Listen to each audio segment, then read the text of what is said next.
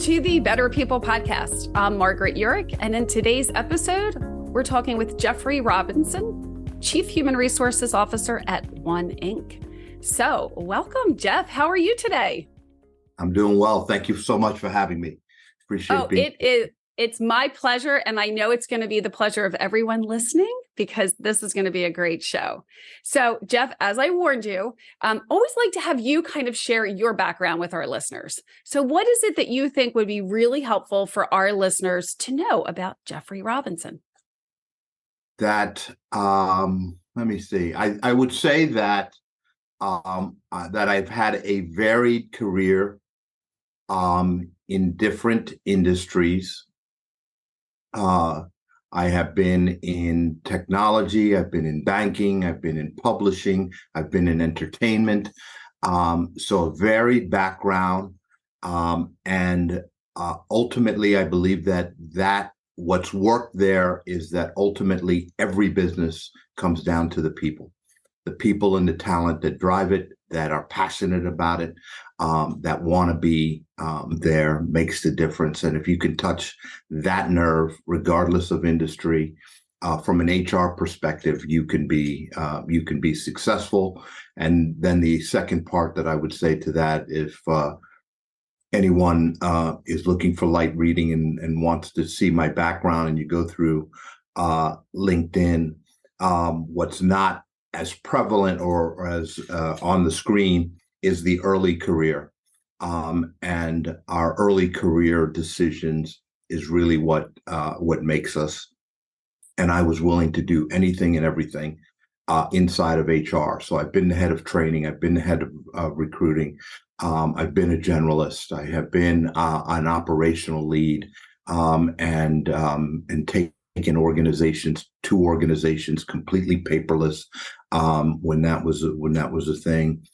Changed HRIS systems, applicant tracking systems. So there's not an aspect of HR that I haven't done. I've taken the lead on benefits, taken the lead on some comp projects and the like. There's nothing inside of HR that I haven't done with a great deal of passion and interest. Now, I know I don't want to go back and do some of those things. I know who I am, but I did it. I took on every job inside of HR to make sure that I was well-rounded and could speak to the variety of things that we have in HR. So a couple questions here with that. First, what has been the greatest benefit for you in having done that and having said yes to all of those different opportunities? For me, first and foremost, the opportunity to learn and challenge myself in areas that I'm not as good at. Comp and the challenges of compensation, not necessarily my thing, but boy, did I enjoy digging in underneath the numbers for that short while and learning enough to be able to be effective in a conversation. So first and foremost, always learning, always appreciate the opportunity to learn something new and challenge myself. And then number two, I think that it benefits me by being able to be nimble as I move through organizations and understanding what's the most effective lever to pull in our decisions around what areas to focus on. You can't do everything. You got to pick and choose. You got to see where your vulnerabilities, your challenges are from an organizational perspective.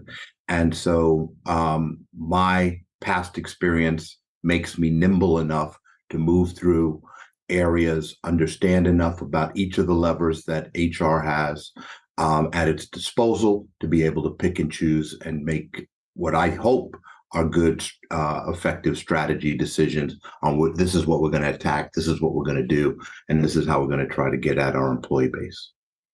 I'm sure it helps in your role as the CHRO, right, to have had all of those experiences. So just out of curiosity, what's the area that you're most passionate about? Most passionate. I grew up as a recruiter. So I cut my teeth recruiting tellers in for Citibank in New York and Chicago, and that was the predominant job. I was head of staffing for Citibank in the Midwest for a time, and then I had the New York bank. Teller turnover was incredible back at that period. So that enabled me to not just see how we go out and bring people to an organization, but also what do you do to get them on board, get them effective, get them to a level of productivity quickly, and keep them in the seat. That extended my view of wanting to see what kept them in the seats. Excuse me. What is more? Nothing could be more frustrating than to be pushing tellers through in Brooklyn, Queens, Long Island, Nassau, and Suffolk County branches, only to see them leave after a few months, a year, 2 years, without having grown with the organization, and began to look at different ways that we could do different things to help those people stay in the chair longer. And that extended to things, training, onboarding, training, compensation, other benefits that we provided, and alike, and the correlation in my career. So I start there, fast forward 20 years, and I'm at an organization where we're recruiting nurses in a very, very difficult nurse market in regions of New York State that's very, very difficult to attract talent. So there's correlation to this stuff. There are little threads that you pull through in each one of those opportunities that get you to a real appreciation of the work you're doing. So there's a passion. It's for recruiting, right person, right job, right time. But that leads you to so many other things. Yeah. I'm listening to you and I'm thinking how it's having me think back on my career as well. And we say that feedback is a gift, right? Experience is a huge gift as well. I mean, in a way, experience is feedback also, right? We learn from it. And it's so fun when you can look back and trace how different experiences have led to different places, and how, as you said, right, you pull different levers, and how you can pull on the experience that you've had to support you with what you're doing now. I don't know that we often take time to reflect back on how that really happens for us. But when you can take the time to do that, it's pretty amazing. And I'm hearing that listening to you talk. So before we jump into some really exciting topics today, just tell us a little bit about One Inc. So how large is the organization? How large is your team? How many employees do you have? Just so we can understand what you're going to share with us through that lens.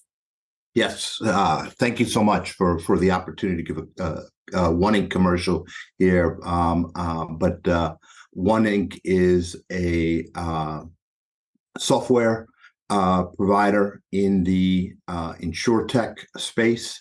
We essentially provide software that empowers payments for insurance companies, pay in, premium payments, payout, claims payment, for insurers and their policy holders.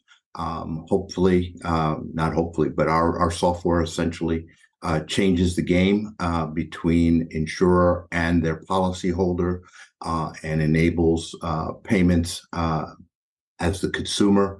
The policy holder would like that payment, so they have the opportunity to choose how to pay for their premium, but also the magic on the back end in claims payment and the abilities to help manage and digitize payments, claims payments to vendors who may be doing work on your behalf, to whether it's your car, the auto body shop, or a contractor doing work on your home after some damage. Our abilities to manage that payment, take it out of the consumer's hands, make life easier for the consumer, while at the same time digitizing that payment. So it's a digital payment, ensuring security and exactness in that payment, right party, right time. from the insurance company to all parties. All right. So how big is your company? So we have over 600 workers, about 660 workers, 400 of which are employees in the U.S. and Mexico. We are a distributed workforce, so in the U.S. and in Mexico, while we do have offices, I have an office in Folsom, California, Knoxville, Tennessee, and Puerto Vallarta, Mexico. A bulk of our employees are remote. We have employees in 36 states throughout the U.S. And throughout Mexico. So we manage primarily from a remote standpoint. We do have a customer contact center in Knoxville, Tennessee, where most people sit. That's a call center and an opportunity for us to manage our relationships with our clients through the call center. So almost 600 employees. Most of you are virtual. The in-person employees mostly are going to be in the call center then in Tennessee. Correct. And I should say that while we have 400, that other 200 or so employees are in India. Those employees in India use their talents to support us from a technical standpoint primarily, and some customer support, level 2, level 3 customer support in India. All right, great. So this is a great segue into the conversation that we wanted to have today, and that was really around working with a distributed workforce and the challenges and opportunities that brings. And it does bring both. And I think everybody knows that. And I think we've been spending a lot of time talking about that for the past couple of years. So let's talk. What are your, I guess for you, and you've been at One Inc. So let's ask, pre-COVID, were you a distributed workforce? Has this been something that you've been doing for a while? So I arrived at One Inc. in 2021, July 2021, formally. They were already remote. Remember, I don't have to remind everyone that pandemic changes all of our lives. In March of 2020, everybody gets sent home in one way or another. I was not at One Inc. I was actually an interim CHRO at another company at that particular time. And we did the same thing. We, One Inc. moved everybody remote. And so you were 100% in person up until that time. Correct. Remember, at that point, we were California-based, a Folsom, California-based company. There might have been a few remote workers, but for the most part, everyone was based in the Sacramento, Folsom, California area, and coming into the office on a regular basis. Pandemic hits. Everyone, like everyone else, One Inc. scrambles, pushes people out and about, and moves people out and introduces them to a remote work environment, and establishes a remote work environment. Fast forward to 2021, still in pandemic, the remote workforce continues, but really hasn't begun to take shape. And when I joined in 2021, it's really, let's see how we can make this remote work environment continue. And we begin to hire more remote persons that weren't necessarily going to be able to come into the office. So prior to that, there's remote, but there happened to be in that Northern California area. So access. Well, because they were the people that were going into the office that just went home. And you thought we're going to come back, right? So yeah, that would make sense. But then we start in 2021, We hire a leadership team that is mostly remote. New York, Florida, Georgia. We begin to attract. Well, and can I ask you real quick, Jeff, was that because you made the decision to be now a hybrid or a distributed workforce, or was that still at the time just saying, well, this is where we can find people because of the talent shortage, so let's hire them? Like, where was I guess, what was behind that decision? Yeah, so we were adapting to this new normal and making the strategic decision that we were going to be a remote workforce at that point.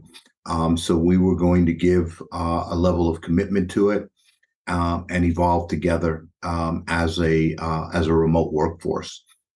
So going back to the office at that point, we were really making that strategic decision. Once you start hiring executives and next level down, and attracting talent from across a wide spectrum of the map of the U.S. map, you really no turning back at a certain point, right? So we probably reached that point in late 2021, early 2022, where we're in it. We got to make this work. We got to figure out how to make this remote workforce a thing for us, and use it to our benefit. All right, so that was really just a year ago. Then, if I'm tracking with you with what your timeline here, what have been your challenges so far? I think the challenge is in building cohesiveness, stickiness from an organizational perspective, and not just on the broader level, right? We have a mission, we have values, we have an organizational strategy that people can go to oneinc.com and see who we are, what we do, and can certainly rally around that. But it's creating that stickiness at other levels of the organization, establishing a level of connection at varied points and at varied levels of the organization, right? So more employee meetings, not less, right? Because you got to create a stickiness, So we make it a point. We have our almost monthly. Sometimes it may slip a week or two. So, but monthly all-employee meetings where we update on the organization, creating a level of transparency of what's going on in our organization, right? When we were all in the same building, we could all get around the water cooler, right? Get a cup of coffee, and I could say, "Hey, Margaret, how you doing? What's going on in finance? Right. What's going on in marketing? What's going on in sales?" Right? And that's not the way it's done anymore. Now you have to be more mindful of opportunities to bring employees together, to share information, have a level of transparency. That's a two-way street between employees and managers and their direct reports, and the organization to our employees as well. So creating a level of transparency across our organization has also been, a challenge, and making sure that employees are in the know, employees have a sense of what's going on. Our performance management has been a big focus for us.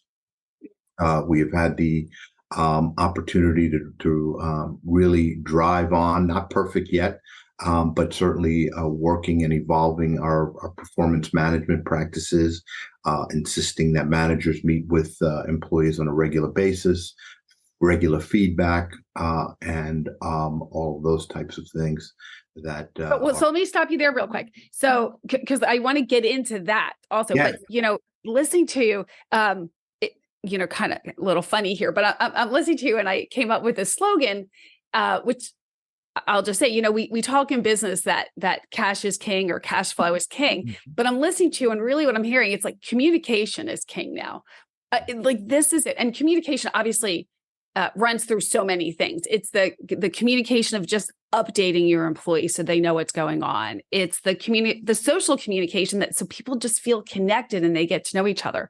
It's the transferring down of really important information. It's the sharing successes. I mean, communication is such a huge umbrella.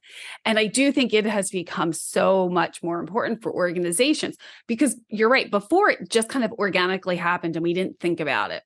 And now we have to be really intentional to make sure that it happens. And the it of communication is many different forms. So you have to think about how we make sure these different types of communications are happening.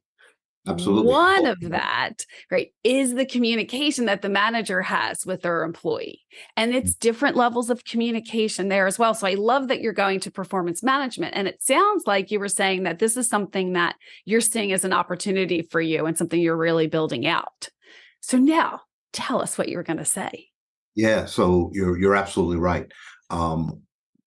It's about performance and engagement, whether you're sitting in the office in a cubicle right next to your supervisor, or you're sitting at home 1,000 miles away from point A to point B.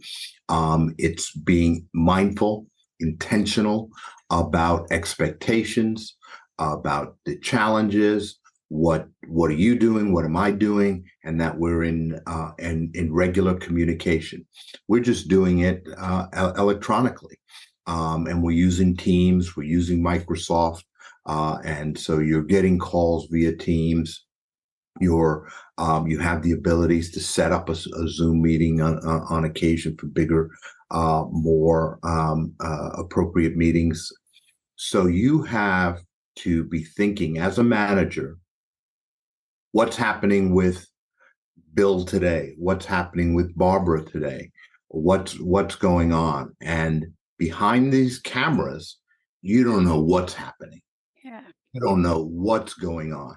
In the office, somewhat controlled, right? I could see somebody keeps coming to your desk, and I can ask, "Hey, Margaret, is there a problem? I've seen Jim stop by 3 times today. Is there something I should know about?" Right now, you don't know. You don't know. You have right. So what's important is that you and I establish a level of transparency where we feel free to share, safe to share. Hey, I heard this from Jim, right? It's emails that have a large number of CCs, more than we may have had in the past, right? To keep everybody informed, everybody in the loop around what's happening on a particular issue. It's you as an employee reading those things, checking in on those things, right? You get a lot of emails now.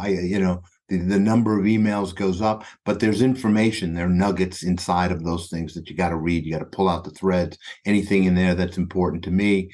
No, got it. Okay. But it just, I'm knowledgeable about this. Let me keep moving. Or, oh, I see this. Let me stop. Let me correct this. Let me make sure that everyone is aware of this. Let me make sure that everyone understands what steps have been taken so far. So helping employees find their place, employees being more intentional about them finding their place and finding out opportunities and to step into scenarios, situations, challenges that an organization may face.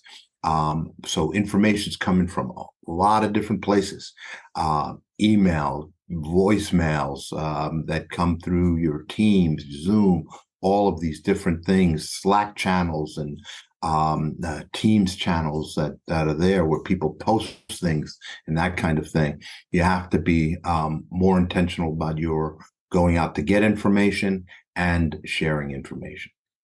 Yeah. So the other day I listened to a podcast. I don't know if you listened to Adam Grant's Rethinking podcast, and he was actually interviewing Brene Brown and Simon Sinek. So it was a really great podcast. I think it was like a half hour long. 3 of my favorites, absolutely, together. Exactly. Well, then you have to listen to this because the 3 of them together was kind of funny. And I don't know if Adam Grant asked Brene a question about leadership. I guess it was, how would you define it? I think that might have been the question. But At some point in her response, she says that what she promotes within her organizations and with the people, and just in her message, right, to everybody, because Brené's Brown message just goes to everybody, which is amazing.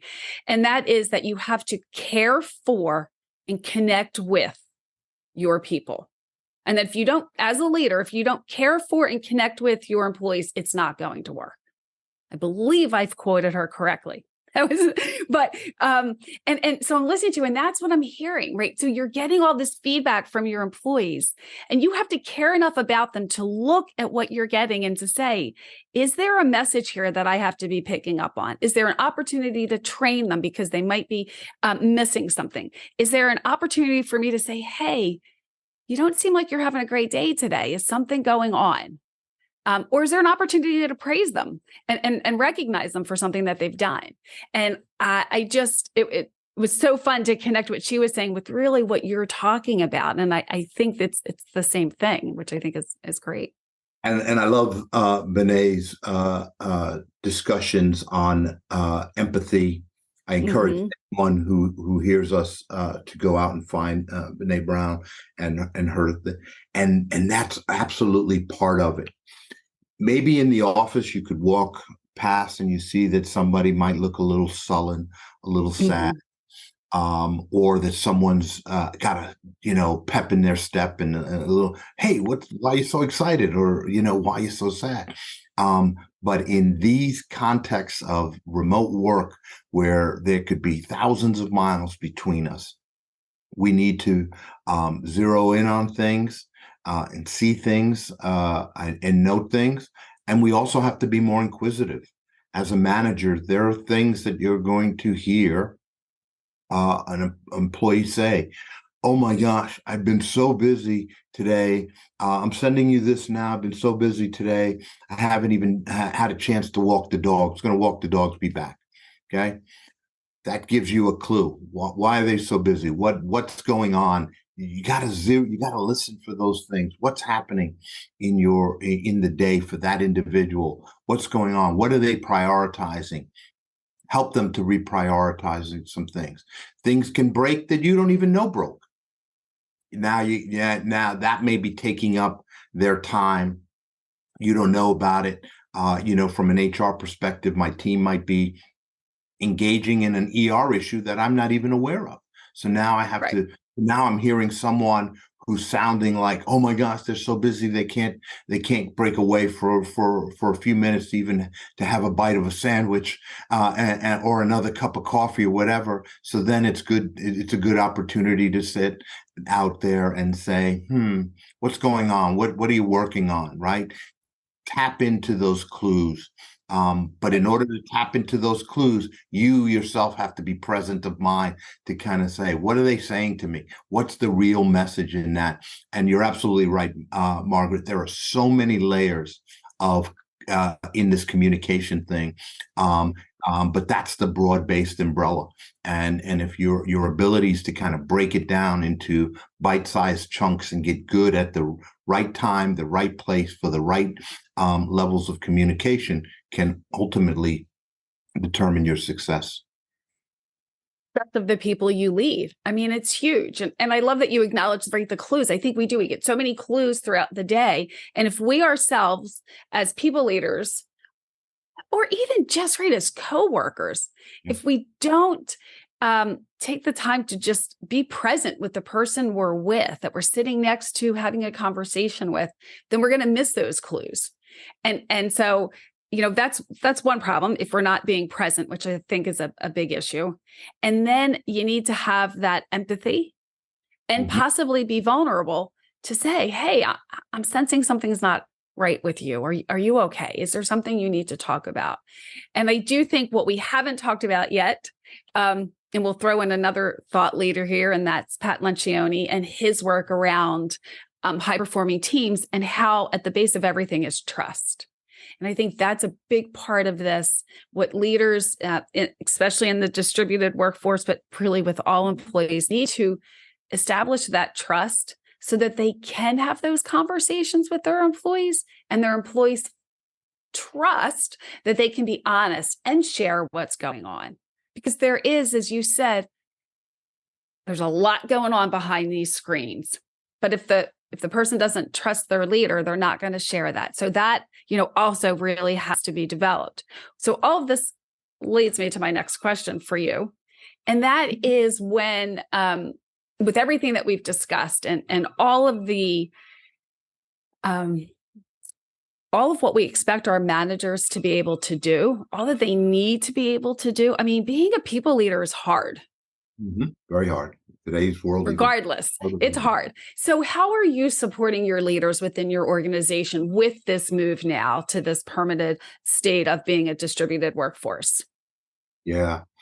So what we are trying to do, not there yet, not perfect in by any stretch of the imagination, is to build effective, I don't want to call them programs, but help our managers to build effective lanes for them to operate effectively within their team.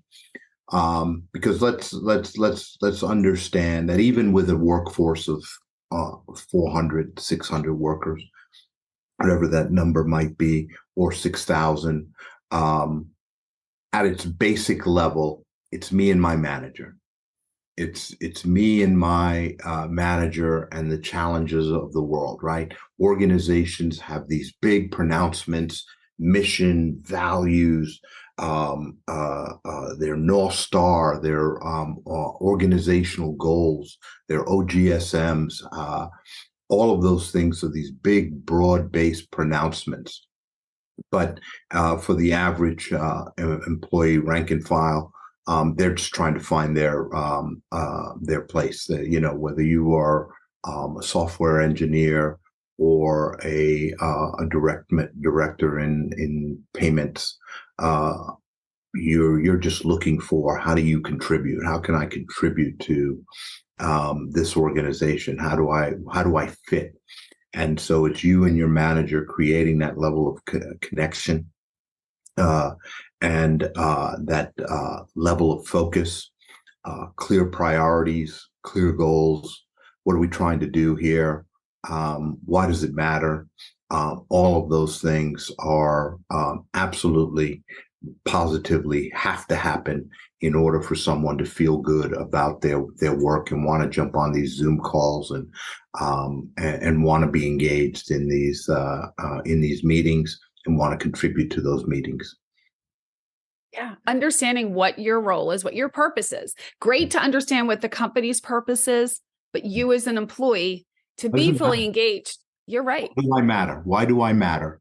And whether I am a call center agent or someone who might be doing counting operations and closing the books each month. Why do I matter? What is my work? How does my work matter in the organization? And helping employees make those connections, empowering them to do more, and then celebrating it, communicating it. We spend a considerable amount of time sharing messages. We have a tool called Bonusly. It's not a plug for Bonusly, but just recognition that we have an employee recognition tool.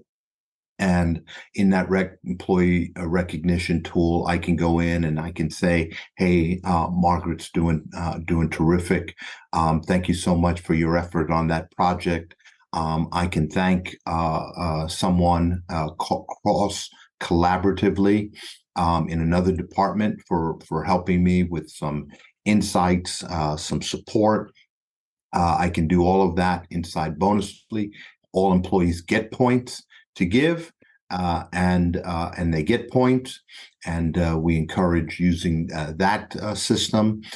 We have our we call it our Onester of the month, and we do a Onester each month in the U.S., Mexico, and India, where we recognize an employee for their contributions.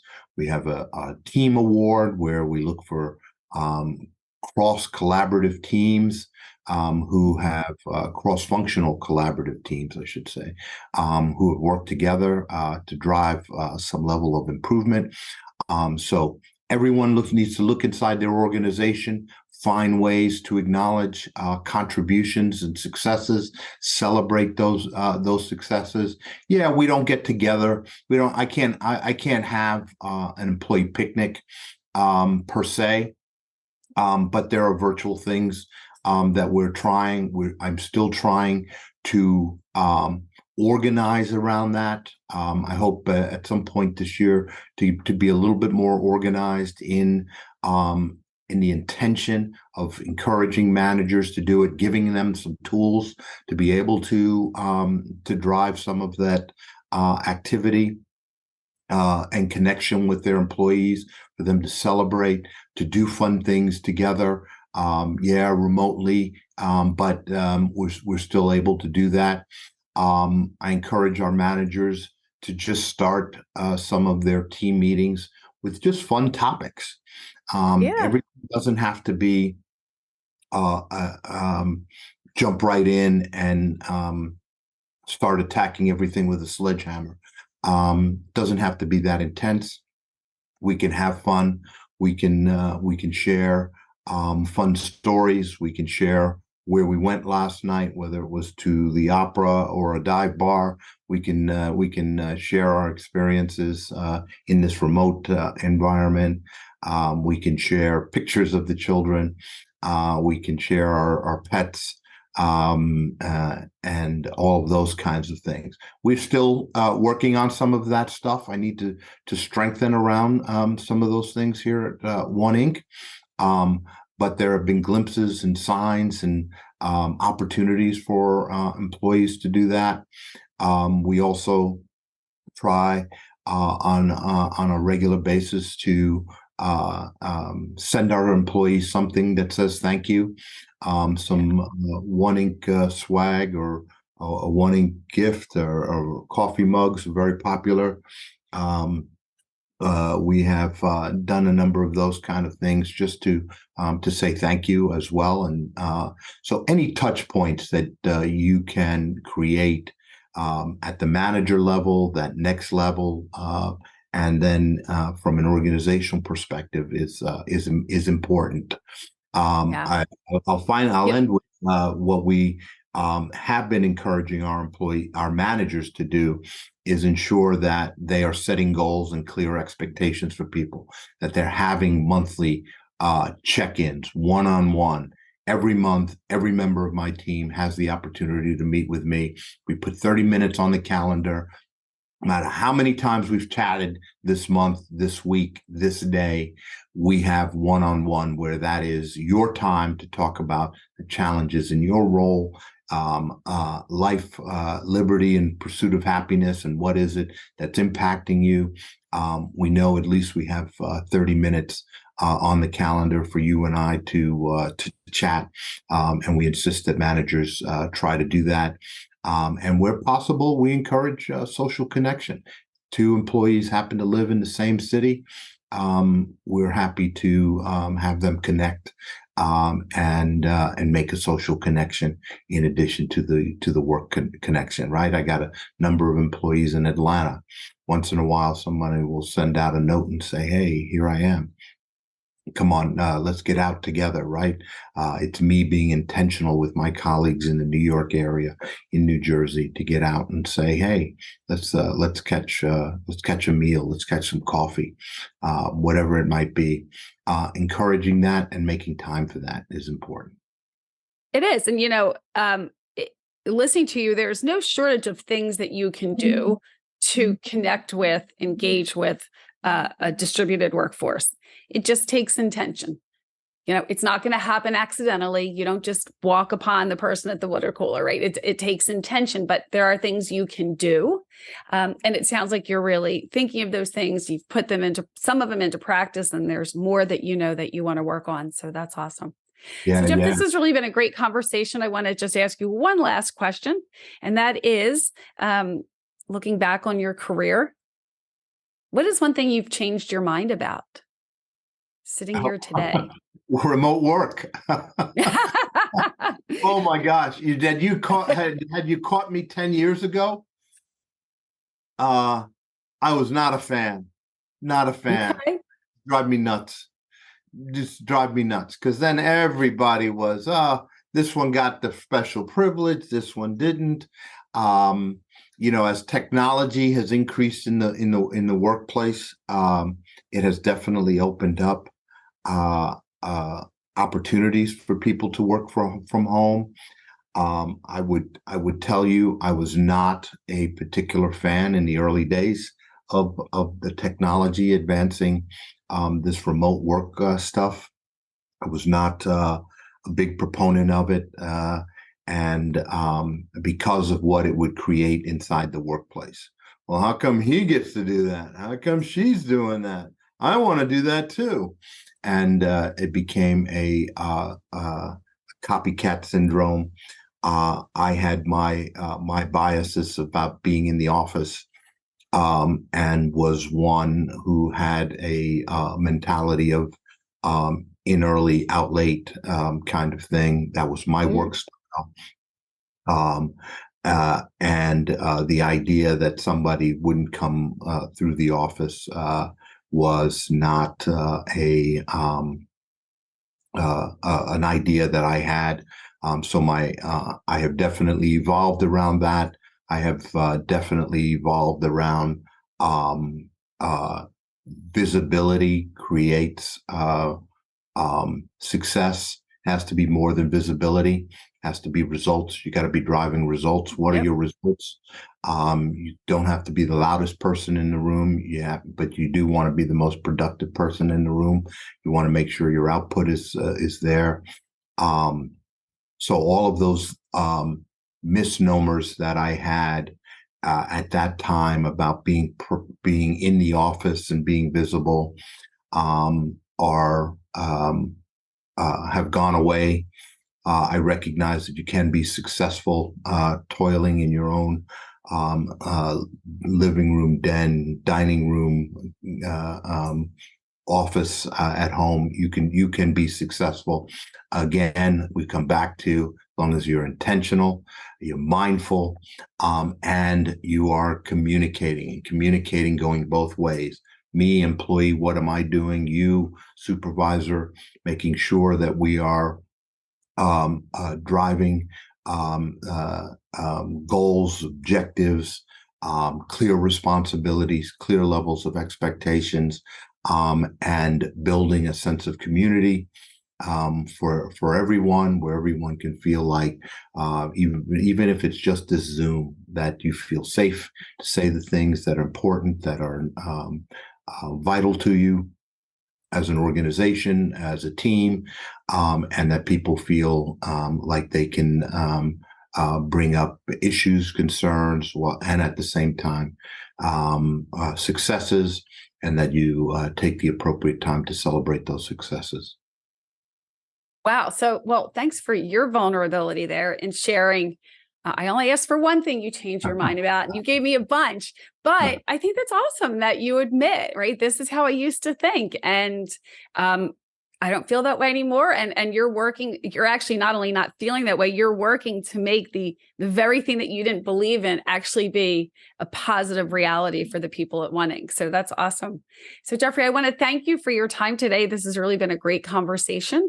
I appreciate it, and look forward to connecting again. Absolutely. Thank you so much, Margaret. This has been a lot of fun, and hopefully we can do it again. Thank you for listening. We hope you got a ton of value out of this episode. Before we go, we want to thank the sponsor of our show, the MidAtlantic Employers Association, more commonly referred to as MEA. MEA provides human resources services to hundreds of businesses across numerous industries every day, bridging gaps that restrain innovation and growth. If you need support around people issues, reach out to meainfo.org. Better people, better outcomes.